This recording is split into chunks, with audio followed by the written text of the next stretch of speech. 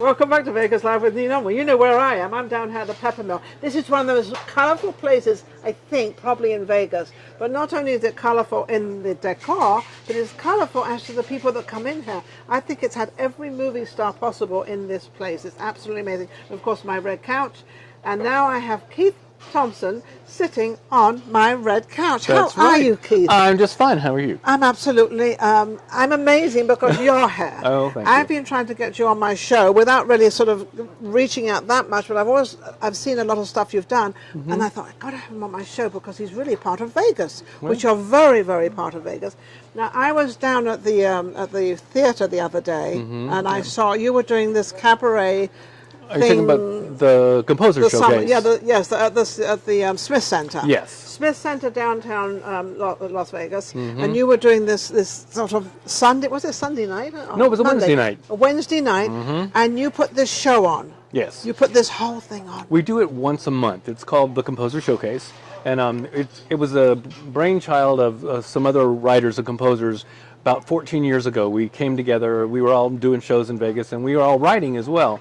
And so we said, hey, let's get together one night after the show and just do all our original songs, original material. And it was a really good idea. And it was such a great show that we decided to keep it going, and then basically I decided to keep it going. 14 years later, fast forward, the Smith Center opened about 7 years ago, and they invited us to be a part of that. And it really it's taken off, hasn't it? It's taken off in a big way. I became a nonprofit about a year ago so that people could donate to it because I was just hemorrhaging money because it's a showcase, so it's free. I mean, free for us. Nobody gets paid. But still, you have to put money and time into it to get certain things going. Oh my God, yes. I know how that works. And everybody says, well, it doesn't cost you any money. Well, it does really. I mean, we all know that bottom line. All the time, absolutely. Yes, but I thought it was amazing. You put this show on, what was it, 2-hour show? It's about an hour and a half, hour 45, something like that. Yeah. I try to keep it limited because we start at 10:30.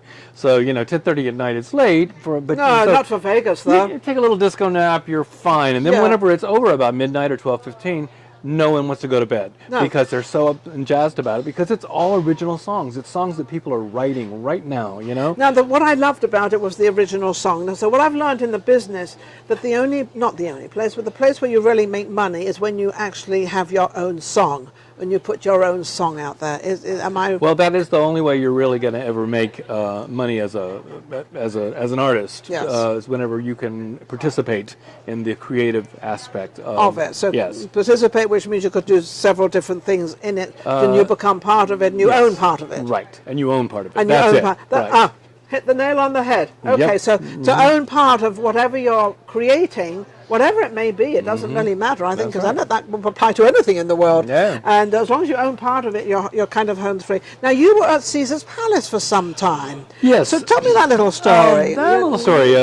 We put together and we had this idea about doing a show that celebrated the cocktail hour, Yes. right? So it was called the Cocktail Cabaret, and it's still ongoing. We're just taking a hiatus right now while we restructure our finances and renegotiate our contract with Caesars. But we've been running for over a year. I was going to say, how well did that do? It did really well. People love I saw that it. show. I saw it. Yeah. And I thought when I was sitting there with a friend of mine, obviously not with an enemy, with a friend of mine, hello, and I just thought the whole layout of the whole thing was absolutely beautifully done. And of course, Philip is Philip it? Fortenberry, yes, the pianist. Yeah, he's I know him a little bit, not very well, but I know him a little. He's absolutely amazing pianist in this town. I mean, he's so talented, the guy. Yeah, he is. And he's sitting there with the piano and the band and everything. Then then the performers come up, which is more than one performer. There's four. Yes. Yeah, four performers, and they come up singularly or in a group. It's an actual show we put together. Yes. It's very done in a New York cabaret style, much more like a review. And the talent, the very kernel of the idea was that Vegas always brings people in from out of town. Yes. To be their headliners and their stars, and we have so much amazing, incredible talent right here. Oh, I couldn't agree with you more. That's why I'm here. Yeah. Because I love the talent here. That's I right. don't want to bring in other talent. There's thousands of people here. So that's what it was. It's like a place where we could showcase local talent that it's world-class talent. Absolutely, and it is world class. It is. It's a beautiful show and done very, very well. I think the seating in it, and as you said, it's very much like a New York club. It's like similar to the Stork Club, actually. Yes. New York has got that same kind of atmosphere, that same sort of. But you had another show, didn't you? You did another show for 8.5 years, which was Jersey Boys. the Jersey Boys. Yeah. You did the Jersey Boys. I was the musical director for Jersey Boys, and it was so much fun. Maybe the best job I've ever had as far as like consistency, being able to be here in Las Vegas and do what I do and live this wonderful life here, in this great town. Unfortunately, there aren't a lot of big shows like that lasting for very long anymore. No. Right. Is that because the corporate have taken over the hotels and I don't know. I think everything runs cyclically, if you will. I think that we will swing back around to them wanting theatrical titles, but right now, I think Vegas is moving toward like the headliners. You see where there's Gaga's in town and Bruno Mars and Mariah Carey. But they seem to be coming back now, and Yes. Barry Manilow's back at the That's Hilton, not the Hilton, the Westgate. The Westgate, Excuse me, Well, sorry. it used to be the Westgate Hilton. used to be the Hilton. Yeah, that's right. Yeah, it used to be. But so, what difference have you seen? How long have you been in town? I moved here 14 years ago. Oh, not that long. Not So that long. not that long. Came to do a show. I did Yeah. We What were Will you Rock doing? You, which was the show, the music of Queen. Yes. So now I see Bohemian Rhapsody winning all the awards, and I know those guys because because I did the worked with show those with guys. them, We did yes. the show. We Will Rock You, and then a year later I did Hairspray and the producers, and then Jersey Boys came along, and it was almost a decade where I was able to do. You were It's actually, it seems like as long as you've been in Vegas, you've been working and doing very, very well. Doing well in Vegas. I have a lot of people on that haven't done as well as you, and I'm always trying to help them by having them on the show and letting people know who they are, so that so people understand what's going on out there. Right. What is some of the mistakes they're making by not getting the jobs and not getting out there? I know there's a lot of competition. Is it worth that ethic? It could be. I don't know that anybody's making mistakes. It's always luck of the draw whenever it comes to auditioning. Yes. You have to just be in the right place at the right time, and you also have to be willing to let it roll off your back. But be prepared. Train, get out there and practice your craft. Yeah. Consider it like an art form and a craft, and not just go, I'm just going to be myself, Yeah, I'm just going to be myself. Yeah. And yourself isn't really that good. Well, or it could be. But Or it could be great, But you yeah. have to know how to present yourself. Yes, It's like a job interview. Is really what it is. Well, it's like you Always. coming out and doing this show every 2 weeks. Every 2 weeks, right? What, the Composer Showcase? Yes, It's once a month. Once a month, sorry. The composer show is once a month. But you come out there and you kind of keep the show going. Yes. You've got everybody running around and getting each Yeah. person ready. But you're right in there doing what exactly was needed to do, because people need to concentrate on something. That's right. Well, I don't even know how I learned how to do that. It's just something I kind of brought with me from New York, having just been around people who do that kind of thing for so long.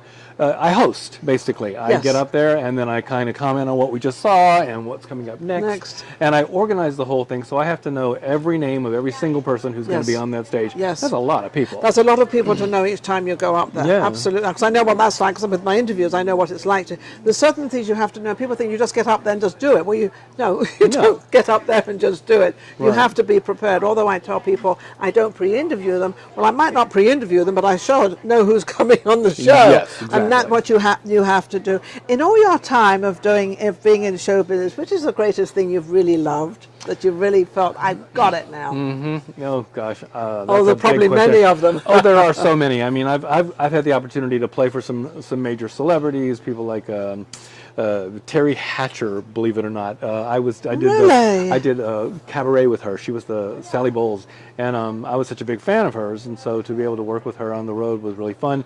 Jolie Fisher replaced her, then Leah Thompson, and that was a period of my life that was really fun. Sarah Brightman, I got to perform with her. Sarah Brightman, oh, this woman has got the most beautiful voice. Yeah. She has a voice on her. But I did Peter Pan with Kathy Rigby. You know who that is? Yes, She's I know the Kathy. gymnast. Yes, She's the wonderful. gymnast. Yes, Yeah, absolutely. but I mean, that's just celebrities I got to play for. Really, And was that all out of New York or here as well? That was all when I was in New York. In New York. Yeah. So you're actually from New York. I was in New York for almost 25 years. Wow. Working in the musical theater, doing Difference that kind of thing. between New York and Vegas, because the New Yorkers always feel that that they always have to fight to come into Vegas. They don't seem to. They're not accepted as well as they should be. I hear that. Is that true? I suppose it is. New Yorkers bring with them a certain attitude.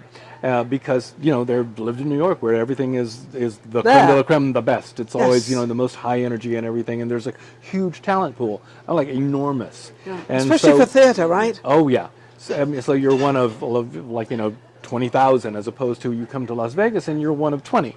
A few zeros taken off that. Yeah, and so it's there's the adjustment that has to be made there. There's the style of living.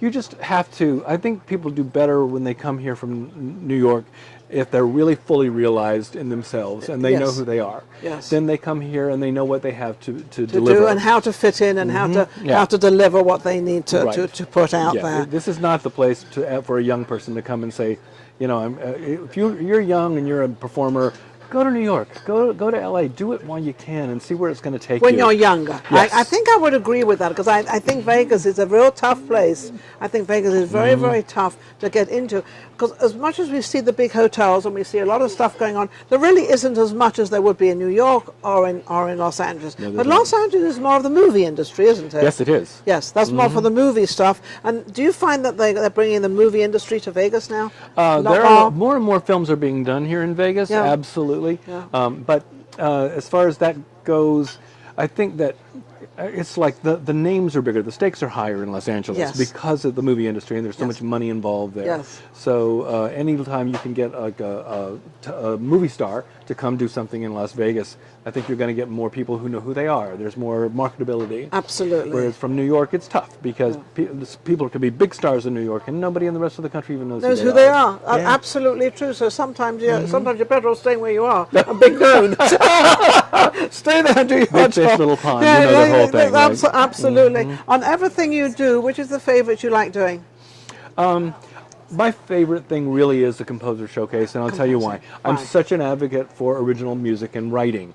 And of all the things that I do, I mean, I play the piano, I musical direct, I sing sometimes, but to be able to write and to be able to then have the writing performed in front of people. That you've written. That I've written, and also to provide a platform for other writers to come forth. Yes. I mean, that to me has become a very fulfilling and wonderful thing, and different than, I could get out and go play piano bar somewhere and be okay, but it's not giving me. But the composer the, and doing the full the full experience. fulfillment of what you want to Yeah. do. Actually, I write sonnets. Do you? I'm a sonnet writer. Yeah, I Maybe write. set some of those sonnets to music Yeah, sometime. well, I will, because they're actually, when people see me, I don't know how people see me, but they always see me as somebody very sort of, they're not quite sure if I'm going to accept them or whether I've got a sense of humor or whatever. They think I'm a little bit, I don't know, straight-laced, which I'm not at all. So my sonnets are a little bit on the sort of, I don't want to say risque, but for me, there's some things in there that are sort of, they become a lustrous thing. I see. So they could actually make very good. No, I'll send them to you. Okay, I'll do. get your card and send some to you. I like writing 'cause- racy things. That's what well, it is a little, yeah. Okay. One is about a story when I'm walking to go and meet a guy, but the story within my head, I'm thinking about the whole thing, and then suddenly I wake up and I haven't even met him yet. Oh, So it's something that's going through my head, and then suddenly I feel, and I'm walking through this crowd, Wow. and I've got this story going about him, and it's very. Anyway, Yeah. Get you going. how do people get involved with you, or how can they get sort of, The answer to that question is thecomposershowcase.com. So composers with an S, showcase. There's two S's in the middle, and then .com. Yes. That's our website, and then on that you can contact me directly. You just, Okay. when you go contact, they literally will. It'll go right to me, and then I always return the emails. Okay. So that's how you connect with me if you want to be on the showcase. We start a conversation. It's not open mic. So I vet everybody. I make sure that the show is as good as it can be, and that the caliber of the writing is really high. Yes. And they have to compose their own songs, so Yes. they have to write the lyrics right, and do the whole you can't thing. say, well, my Uncle George, he died 5 years ago, but he used to write songs. Well, and that's nice. I'm gonna sing it. So Yeah, no, that doesn't right. work. No, dig him up, prop him up in the front And row, so and you then have to maybe. be quite professional. Yeah, you have to be quite professional as well. Yes. And know exactly what you're doing. This is not, as you said, this is not an open mic. No, it's a Nothing Smith Center, and this so it is they- at the Smith Center, which is fabulous. So So it's- they've come to expect a certain level of quality Yes. from us. And So- yeah, because the Smith Center. Yeah.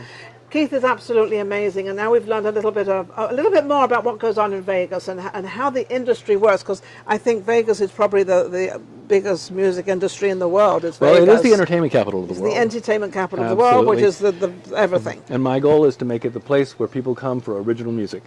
Oh, I love that, Keith. Do you know what he said? He wants people to come here for the original music. And as we said before, when we opened the show for Keith, that if you have a piece of the action, which is your own lyrics, you quite kind of Right. that really helps everything. Yes, it does. Thank you so much for coming on the show. My I love pleasure. it. Oh, my God. Isn't he amazing? Absolutely wonderful. Thank you. We'll be right back. Vegas Live with Ninon.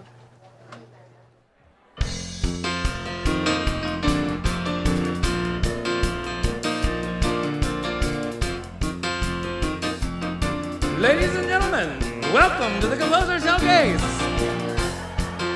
Tonight, we're here to celebrate original music and those creative geniuses through which it comes and flows and is created.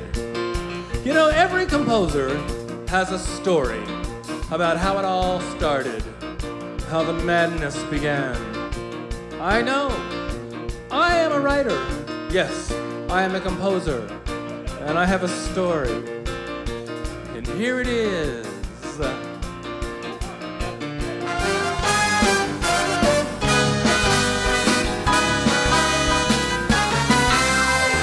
It started happening when I was just a boy.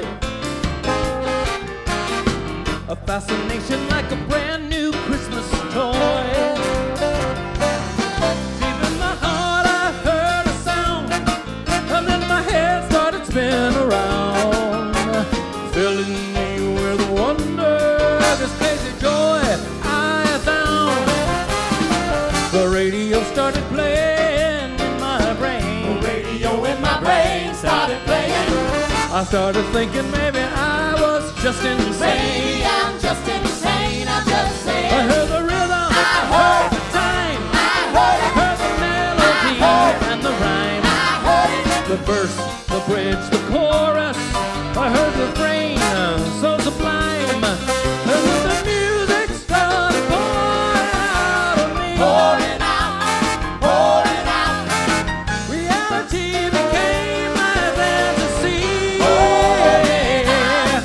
And now I just can't wait to see, I wanna see what tomorrow's song will be. what it will be. Because the music just keeps pouring out, Pouring out of me.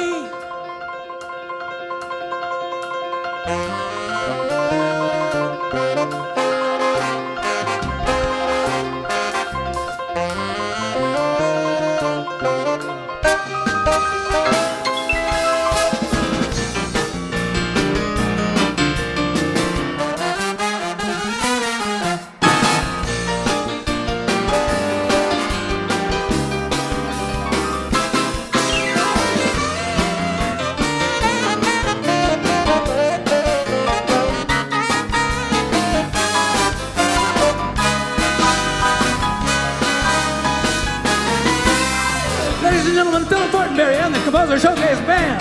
Woo! All right, gentlemen, take it away.